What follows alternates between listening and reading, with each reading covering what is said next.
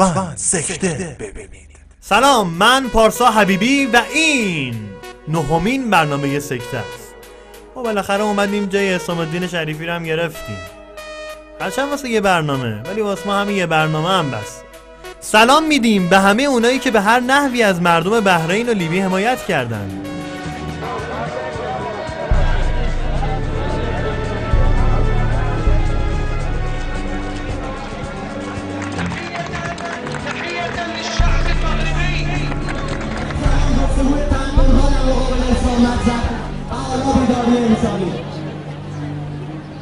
و سلام نمیدیم به اونایی که نه تنها از این مردم دفاع نکردن، بلکه تازگی‌ها شمشیر رو هم از رو بستن.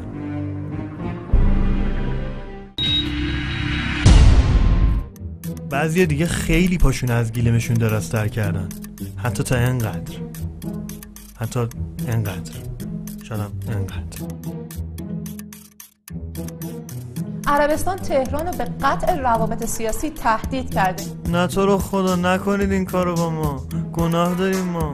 عربستان سعودی، بحرین، امارات متحده عربی، قطر، کویت، عمان، اینها با هم بیانیه‌ای منتشر کردند به عنوان اعضای شورای همکاری خلیج فارس و از جامعه بین‌الملل و شورای امنیت سازمان ملل خواستن که جلوی دخالت‌های ایران رو در امور داخلی کشورهای همسایه بگیرن.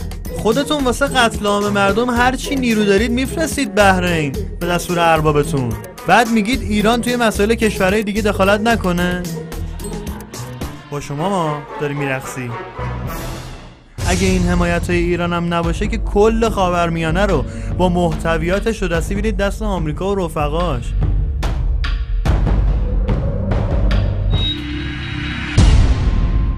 این یارو که یادتونه من ملخ خودم، من ایشون دوباره یه چرت و پرتایی گفته مبنی بر این که اگه ناتو نیروهاشو از لیبی بیرون نبره به اجنه میگه بیان جیزش کنن. جیز.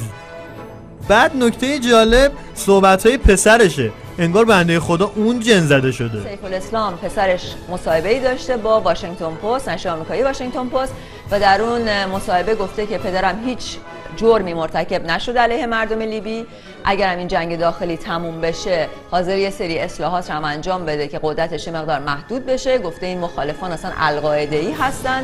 بله، باباش که فرشته است، مردم هم که القاعده‌ان. البته از ناتو بازیای ناتو هم نباید گذشت، اونا هم انگار جن زده که چه عرض کنن، آمریکا زده شدن. اولش که با بیمیلی رفتن لیبی، بعد به صورت کاملا تصادفی نیروهای مخالف قذافی رو منهدم کردن. البته شاید ناتو هم فکر کرده اینا القاعده‌ان. بعد اسلحه و مهمات رو از مردم دریغ کرد. ناتو که سر جای خودش، اما این به اصطلاح آدمی که اون روز توی ماشین نمایش مردمداری میداد. ببینید چطوری مردم رو توی مصرات زیر بار موشک و خمپاره گرفت. منم شما رو میزنم، همه تون رو میزنم، از دم همه تون رو میکشم. ویکیلیکس بعد از رو کردن اسناد جدیدی از رابطه مهدی هاشمی و استاد اویل، حالا جدیدن اسناد دیگه‌ای هم رو کرده. بر اساس این سند حدود 15 دیپلمات آمریکایی که از آنها به عنوان دیدبانان ایران نام برده شده تلاش می‌کنند حفره اطلاعاتی بزرگی را که از 30 سال پیش در پی تعطیلی سفارت آمریکا در ایران ایجاد شده پر کنند. در یکی از این اسناد یک مقام ارشد وزارت خارجه آمریکا از نداشتن اطلاعات موثق از رویدادهای داخلی ایران ابراز نگرانی کرده. کشورهایی که بیشتر در واقع مطرح شدن که دیپلمات‌های آمریکایی اونجا در سفارت‌هاشون به جمع‌آوری اطلاعات مشغولن کشورهایی هستن مثل ترکیه، آذربایجان و ترکمنستان یا عراق و امارات متحده عربی. این کشورها هست. البته آمریکا اون موقعی که توی ناف تهران لانه جاسوسی داشت می‌خواست غلطایی بکنه که البته می‌بینید چه بلایی سرش آوردن. حالا چه برسه بخواد تو سوراخ موشه اطراف ایران کاری بکنه. خب این شما و این سخنرانی سلیس و روان و البته فارسی مسئول بخش فارسی صدای آمریکا. خیلی خوشحالم که اینجا باشم. باش. متاسفانه چی؟ متاسفانه یعنی چی؟ این دخالت کردن متاسفانه پارازیتی که کرده حکومت ایران، جمهوری اسلامی،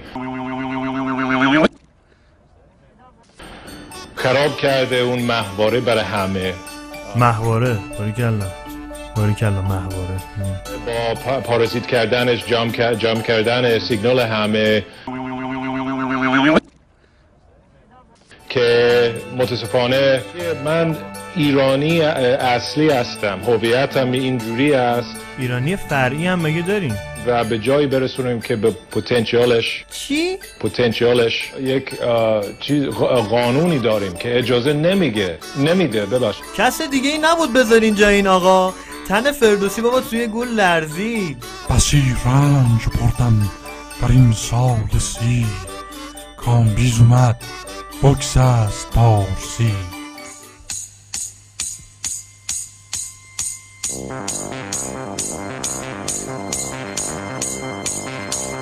شخصیت سکته این هفته کسی نیست جز این چهره روسیا، شیخ حمد بن عیسی آل خلیفه، به خاطر همه خیانتایی که مردم کشورش کرده.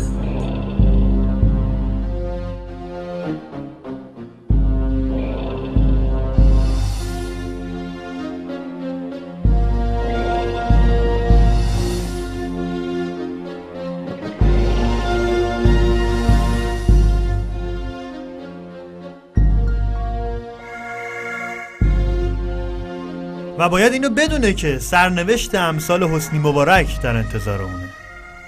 تا سکته شماره 10 که همراه حسام الدین شریفی خدمت شما میرسیم، همه شما رو به خدای بزرگ میسپارم. خدا نگهدار.